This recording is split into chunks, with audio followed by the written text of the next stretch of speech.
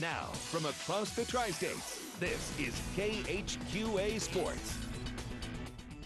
And tip-top of the evening, everybody, and welcome to Sports Final, your tip-off to an amazing weekend of what we hope will be an amazing lot of local sports. And at the center of it all, the KHQA Subway Superfan Shootout, which served up the appetizer course tonight with 3 games in advance of Saturday's morning to midnight deluge of basketball goodness. Let's start you off with the teams that made this thing a super classic. That would be Clopton and Quincy Notre Dame matching up tonight. This one not nearly as good as the 2005 version. Unless you're a Quincy Notre Dame fan, then it was probably better. Started with the defensive press. Foley to Hugenberg to Kristen Gengenbacher. Nice take for her. Then Hannah Marcola knocking down the easy jump shot after coming free. Great pass from Gengenbacher to find her at the other end. Ashton Loggeman trying to answer, but it was already 11-0 at one point. And here come the Lady Raiders. Cassidy Foley going to bury the 3 from the outside. And then on the ensuing inbounds pass, a steal by Kristen Gengenbacher, who had 13 points in the night. The easy scoop shot. The Raiders building a 14-point lead, and they're never going to look back in this game. Cassidy Foley again working strong. And then how about some Erica Obert on the offensive rebound? All Q&D all the time as the Lady Raiders win big 89-33. Kristen Gengenbacher was, in fact, your MVP. Much better drama in the boys edition.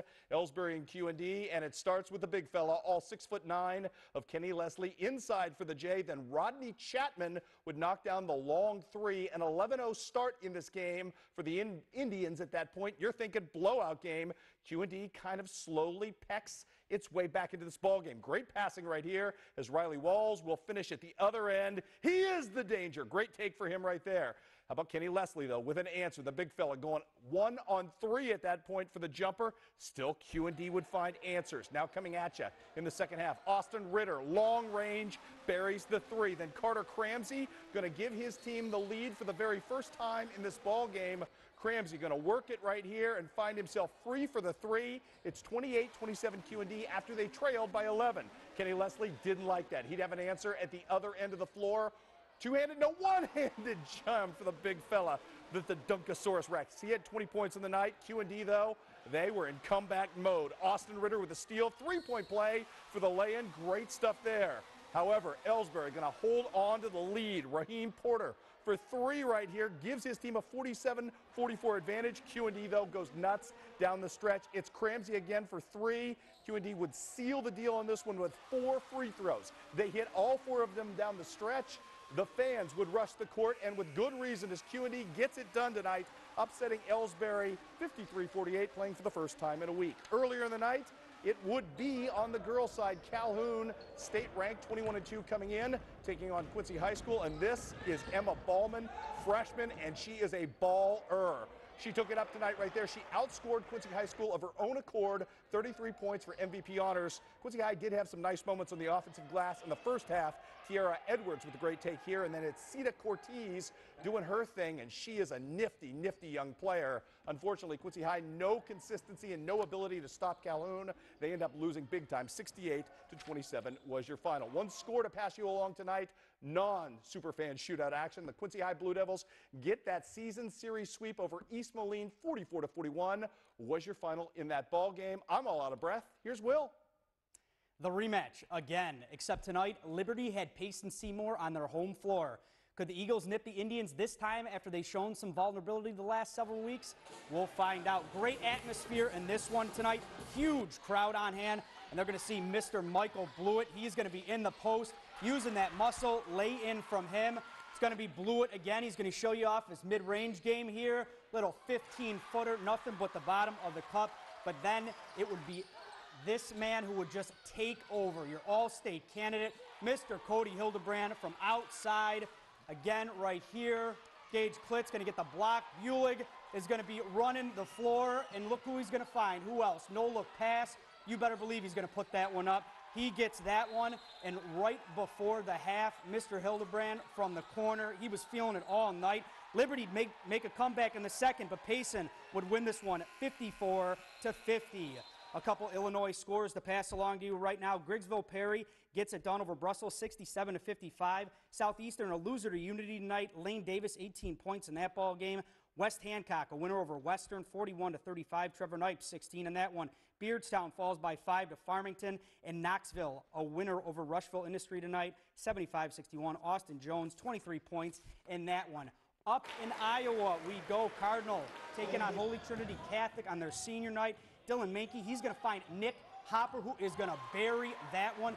Easy work from him. Then Ryan Kogner, he's going to say, why not, and put that one up. Swish on that one. Nice shot from him. And Blake Helwig, he's going to find some range in the corner. Cardinal, they're going to spoil Holy Trinity's senior night, though, and win in double overtime, 71-65. Over to Chris. We have a couple of Iowa scores that are not quite in yet. Keokuk and Fairfield, Fort Madison, Washington. Call us. We will get those on as quickly as we can. How about Monroe City doing the deed tonight against South Shelby? Kyle Fulton, boy, he was good. And then Taryn Witter knocking down the three. How about the kick-out pass right here for South Shelby to Ross Wood? He hits the jumper. Then Mr. Ritter with the steal. He's going to take it right here, 4-2. Beautiful stuff from him. Back and forth we go. No, it's going to be more of Mr. Ritter. This time, he is red hot. In fact, Dracaris, which is High Valerian for Dragonfire. I'm a dork. I watch Game of Thrones. What do I know? Hey, there you go. Kid was good, though, tonight. How about some penetration kick out?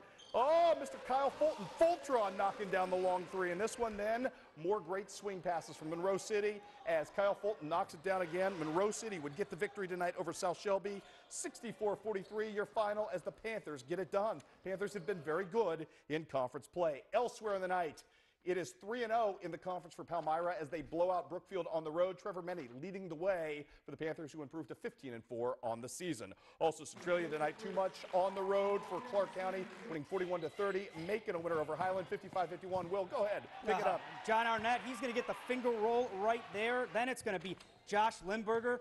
He is going to get the ball in the paint. North Shelby taking on Carroll in this one right here. Arnett, he's going to be doing some more work, this time from the outside, buries that. He was an absolute freak in this game. He'll get the ball again right here. Tough lay-in from him. Carroll, they're going to go on to win, though, 68-61. All right, let me update you on some of those boys' scores you don't see. Just stay on that scoreboard for a second, gentlemen in the back. Let me get you the rest of those boys' scores. I will repeat them slowly. Centralia over Clark County, 41-30. Chase Bevins with 11 in the loss. The Macon boys, too much for Highland, 55-51. Hannibal loses at Kirksville, 51-64. Knox County with a monster night, 36 points from Ryan Strange to beat Milan. And it was Bowling Green, 52, Clopton, 42. Now on to the scores you see. Palmyra girls over Brookfield tonight, 54-41. Another monster night, ho-hum for Katie Hinkle, who had 35. More scores on the girls' side. Centralia, too much for Clark County, 53-38. We've got Highland falling to Macon despite 9 points out of Casey Hinkle. Kirksville taking care of business tonight against Hannibal. 58-20 was your final in that ball game. Knox County still undefeated in conference play. Takes out Milan behind 16 points tonight from the fabulous Lauren Dale. Also on the docket, we've got more. We've got the Mark Twain girls knocking off Louisiana. 56-42 was your final in that ball game. Couple of scores as well to pass along to you tonight from, no, I got Will over there telling me more about the the little Plata tournament and those Canton girls. Go ahead, Will. Canton, Atlanta going on in this one. Oh, Chris, looks like we got some scores. All right, throw it back to me. I'll take care of the Illinois scores on the girls' side tonight. Central Southeastern, too much for Rushville Industry. Madison Steinkamp with 21 points in the victory for the Lady Panthers. Macomb felled by their arch rivals from just up the road. Illini West, just 2 losses on the season. Josie Finch, who else? 16 points. We'll see them tomorrow at the KHQA Superfan Shootout. Unity, too much for Liberty. Kaylee Kuhn, 14 points, 6 swipes tonight in the victory for her team. And it was Griggsville Perry beaten up on ISD on the girls' side, 51-12. Now let's try Will. Oh, wait, one more. Brown County over Western, 55-41. Will, I'm getting to you eventually. Take it, buddy. Chris, don't lose that voice. You're going to need it tomorrow. Canton taking on Atlanta in this one. Brittany Bearhorst, she is going to drop the 3 right there. Swish, nothing but the bottom of the net from her. Nice-looking shot. Allie Carper, she's going to get the corner 2 to go as well. Nice-looking stuff from her. Back down the floor, Emily McKinstry with the runner in the lane. Canton's going to go on. They're going to advance to the title game. They win this one 46-42. A couple of Iowa scores to pass along tonight. Big night for the Keokuk Chiefs. Big win on the road at Fairfield. Lakin Bolts with 21.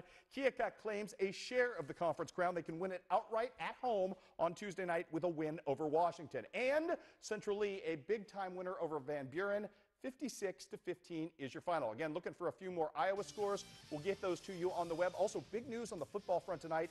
Quincy Notre Dame has announced its Week 1 opponent. Remember, Hannibal, Helias off the schedule for next season because of some changes in the Missouri structure. So up next, up first, State finalists last year. Rockford Lutheran will play Quincy Notre Dame. Bill Cannell tells me it's a 2-year contract. August 29th of this year, Quincy Notre Dame will go on the road to Rockford Lutheran, play one of the best running backs in the entire state in that ball game. That should be an awful lot of fun. Then a year later, they'll come back and do it again at Quincy Notre Dame. Hey, we are loaded tomorrow. Biggest overtime of the year thus far. And, of course, Superfan Shootout. Hey, 1 ticket price gets you in. 9 phenomenal games tomorrow. Will and I will wrap it all up for you. You don't want to miss tomorrow.